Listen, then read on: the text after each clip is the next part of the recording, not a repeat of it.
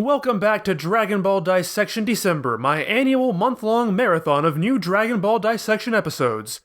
Merry Christmas, everyone who celebrates Christmas. For those who don't, I hope you're having a wonderful day as well. But however you're spending the day, I appreciate you taking time out of it to spend a third of an hour with me. So let's get started.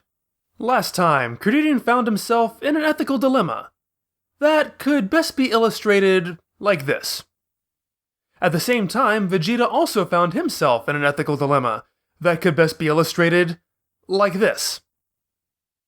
And so, Cell reached his perfect form. And I much prefer this form to his last. It's still not as interesting looking as his first form, but anything's an improvement over... ugh. The overall design philosophy has him becoming more and more human looking through his transformations. His tail takes on the appearance of a vestigial organ, which makes sense as he no longer needs to absorb anybody. An oddity, though, is that Cell loses his wings for his second form, only to regrow them for his final form. That's really weird. But Toriyama did make his life quite a bit easier. Cell still has spots, but they are no longer inked. The form is certainly sleeker and supposedly smaller, although to me the difference is minute enough not to be noticeable. Surprisingly, Vegeta condescends over this. I'm not even going to get into Napoleon Complex here throwing stones in his glass house, but Dragon Ball has a history of revealing smaller characters to be stronger. I mean, geez, Vegeta, you were one of them! And have you forgotten Frieza and how badly he kicked your ass? Well, then again, I'm talking to the guy who just let Cell become perfect, so clearly he did. Trunks is smart enough to not consider transforming a free action. However, Cell's character shields are higher than ever. Krillin's righteous fury at losing his booty call erupts. However, Cell uses him as the wharf this time. I guess that's why Yamcha's in the bathroom. Let his unlucky friend and counterpart take the heat this time. But it does give Krillin the insight that Cell is far stronger than Vegeta. Hell, even Trunks is stronger than Vegeta. Trunks admits this but says he can't let his father know because it will damage his pride. Vegeta did break through the wall of Super Saiyan, but Trunks managed to take it even farther than that. How Vegeta didn't notice when they were in the same room is anyone's guess. I mean, I knew Vegeta was self-absorbed, but jeez. So as we watch Vegeta get what he richly deserves, let's talk about this pivotal decision he has made. But first, let's talk about Darth Vader. Spoilers for anyone who hasn't seen the Star Wars trilogy, but at the end of Return of the Jedi, Darth Vader kills the Emperor to save Luke Skywalker, and in so doing redeems himself as he dies. But why does Darth Vader need to die? Why don't we see him on Endor at the end, dancing with the Ewoks? Well, for one, I'd say that it would look rather silly. A happy, wholesome Darth Vader is a contradiction in terms.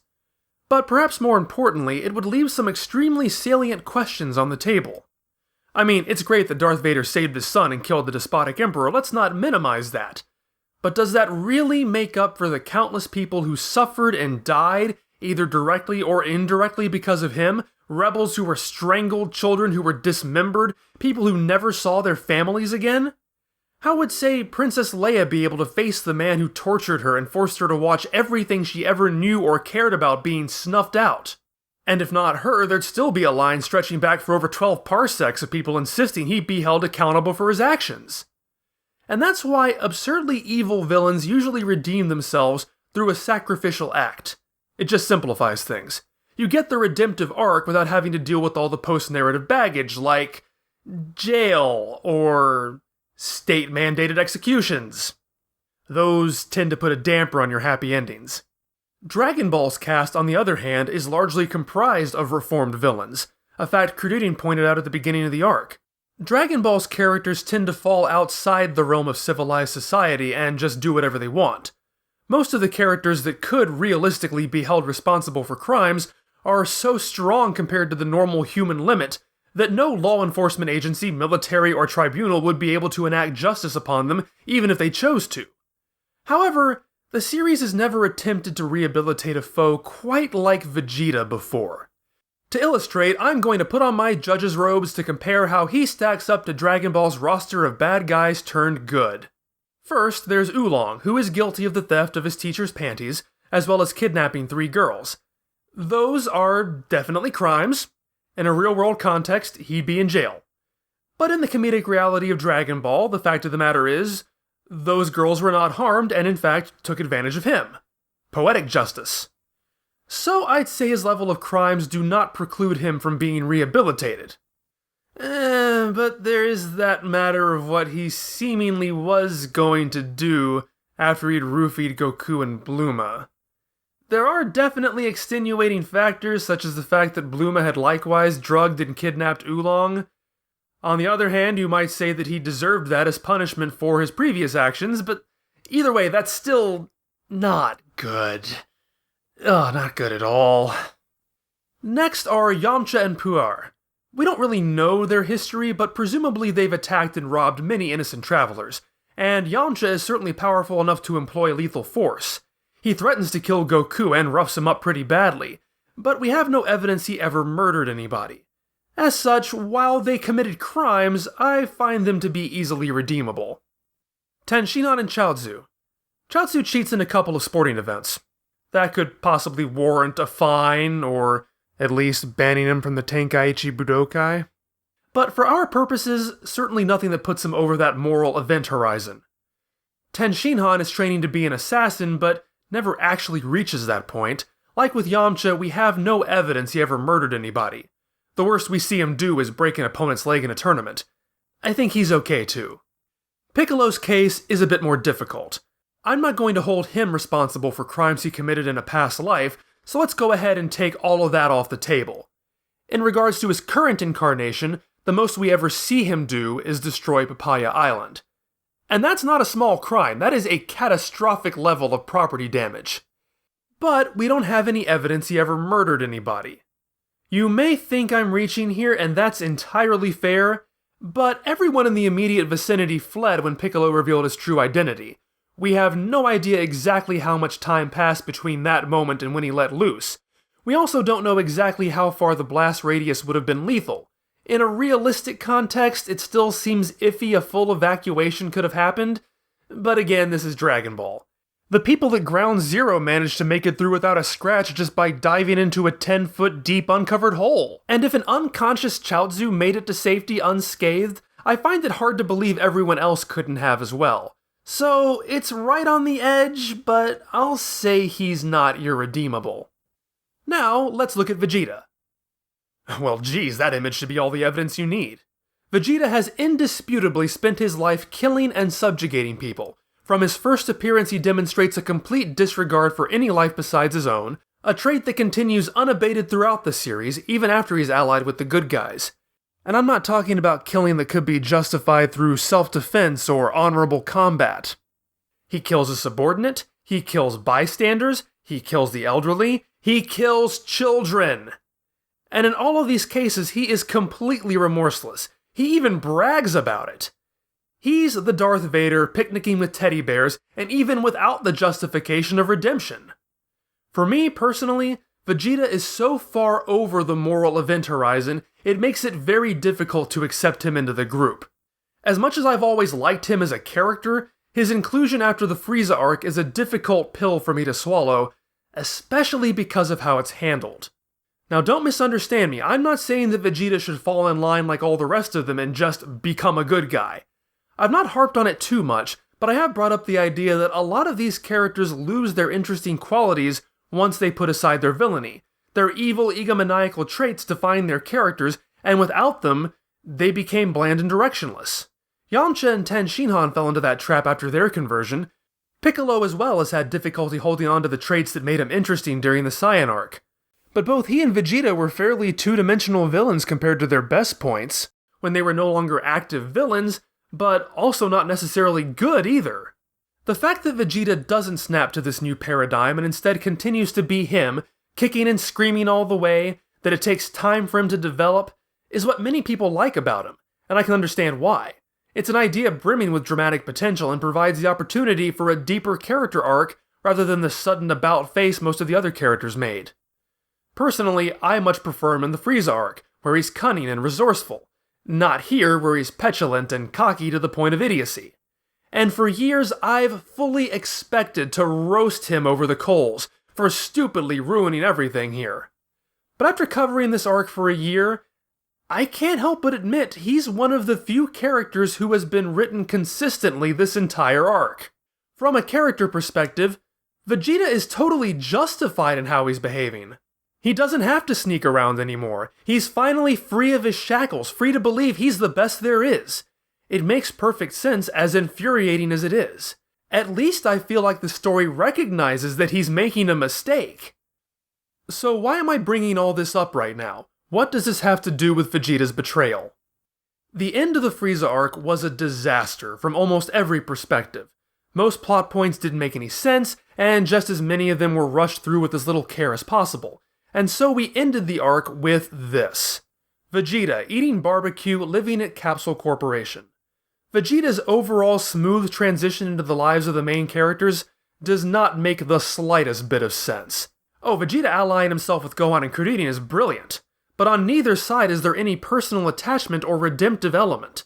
They join forces purely for expediency. They need each other, and even then both sides aren't above trying to screw the other side over. It's a tenuous alliance, not forged out of mutual respect, but of fear. And of course, that's what makes it interesting.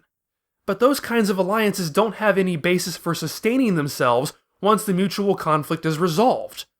It's a stretch, a huge stretch, but I might be willing to accept that Vegeta found himself on Earth with no other options, and that he was patiently waiting for Goku to return, so he decided just to acclimate to the lives of all these people. The problem here isn't with Vegeta, but with everybody else. I can't believe for a minute that anybody would accept him with open arms. The scene where Bluma casually invites him to live with her right after he bragged about murdering people is one of the most nonsensical things I've ever witnessed. Goku has admitted he hates the guy, Krillin has called him evil, and Vegeta has told them himself that he is pure evil. Krillin was willing to run him through with a sword even when he was completely defeated and helpless. Vegeta's will is responsible for the death of several members of this group, yet only Ten Shinhan will throw out the tiniest rebuke for that. Vegeta flat out stated that the next time he came back to Earth, he would kill them all. Krillin at the very least knows this, and let me reiterate, he has murdered children. Bluma knows this, and she sleeps with him anyway. So if the plan was to gradually shift Vegeta's character into a better person, Toriyama dropped the ball immediately. That character arc and this warm reception are at complete odds with one another. I'd buy it if he had bent them to his will and lorded over the Earth because without Goku no one could challenge him, but that's not remotely what we see. As I've established, the only reason they teamed up with Vegeta in the first place is because he is useful. He's strong, one of the strongest people they know. So, putting aside the ridiculous peacetime that makes no sense, it is logical keeping Vegeta around to fight a common foe, even if he is a loose cannon. They might not have the same priorities as him, except when the writing arbitrarily decrees that they do, but they need him, and must be willing to placate him to a certain degree. But this is the tipping point as far as I'm concerned. The second Vegeta proves himself as dangerous as the villains, the moment he's gone from an asset to a liability, their only legitimate motivation for tolerating him is gone. Vegeta has just become less useful than Chaozu. Chaozu has done nothing this entire arc, but at least he hasn't made the situation worse. At this point, Krillin should fly Vegeta's unconscious body back to God's palace, throw him inside the Room of Spirit and Time, and blow up the door. He's too dangerous to have around. Yet despite the fact that Vegeta has put them in far greater danger than they ever have been, nobody cares. Not really. Oh, a couple of characters grumble about it for a few seconds, but after this skirmish is over, it's completely forgotten. Vegeta's inclusion in this arc, from his role in the group to his relationship with Bluma, none of it feels even the slightest bit organic. Vegeta's there because, well, what else are you gonna do with him? Trunks needs to exist, so Vegeta and Bluma are a couple, despite there being no reason or logic for that coupling to happen. Vegeta needs to be this badass anti-hero, so the rest of the cast have to accept him because there's just no other choice. Honestly, Dragon Ball Z Abridged makes this make more sense, with Goku naively assuming they're best friends and failing to comprehend just how evil he is. But if I've learned anything from videos my friends have made, it's that I've probably just made a lot of enemies for daring to question the place of the Saiyajin no Oji. People hold Vegeta up as a role model, which is quite frankly horrifying to me. So I'll just end by reiterating, this is genuine drama that develops organically from a character who is inclined to act this way. I can't complain about it from that angle. My problem here is much more with Vegeta's allies than Vegeta himself because, quite frankly, they're insane to continue expecting anything better from him. So while Vegeta is of course responsible for his horrible evil actions, it's hard to deny that most of the people tied to these trolley tracks played some part in getting there. So, I'll let your behavior slide this time. I'll overlook it, Vegeta, if you promise me that you won't do the exact same thing in the next story arc, except somehow make it even more reprehensible and do it for even pettier reasons. That shouldn't be too hard, right? Because if it happens again, I won't be as accommodating. So Vegeta gets his butt kicked. Trunks refuses to step in because he doesn't want to hurt his dad's feelings.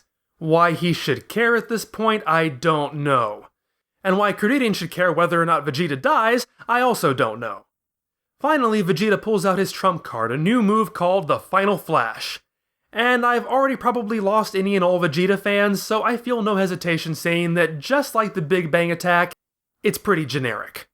It's just a big ol' blast. And it's not even a new move! Vegeta used the exact same attack against Recoome! Vegeta shows just how much he hates epic posing by smashing the crap out of Recoome, throwing him into a mountain, and then launching some kind of flash at him, like a first flash? I don't know. But it is a nice turnabout, Vegeta provoking Cell into taking the blast by appealing to his ego, just as Cell did to Vegeta. Or at least it would be, if it weren't for Cell's wanked out regeneration ability. This is nothing like what we've seen Piccolo do up to now. He can regrow a limb. And as Frieza pointed out, doing so is a liability because it requires a huge amount of ki to do so. That's a really good limitation. But apparently Cell can lose half his torso and he's not affected by it, or by blood loss. Apparently he's not even in pain. And I'm sorry, but as cool a fake out as it is, I just don't find that interesting. Again, I know I've brought this up a lot, but I miss the Saiyan arc, where damage seemed to actually matter. Where is the fun in watching people punch an invincible brick wall?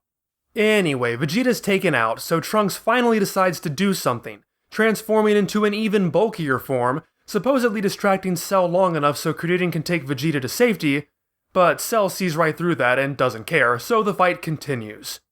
But speaking of Trunks, this was not the only chapter to premiere in Weekly Shonen Jump 1992, number 36, number 37. A second chapter was featured, a special chapter. A chapter all about Trunks and the hellish future from which he came. And we're going to be looking at that on New Year's Eve as we tackle Trunks the Story, and its animated adaptation, Defiance in the Face of Despair, the remaining Super Warriors Gohan and Trunks. And for those of you who found this episode to be far too negative, I can assure you there will be a decent amount of praise next time. See you there!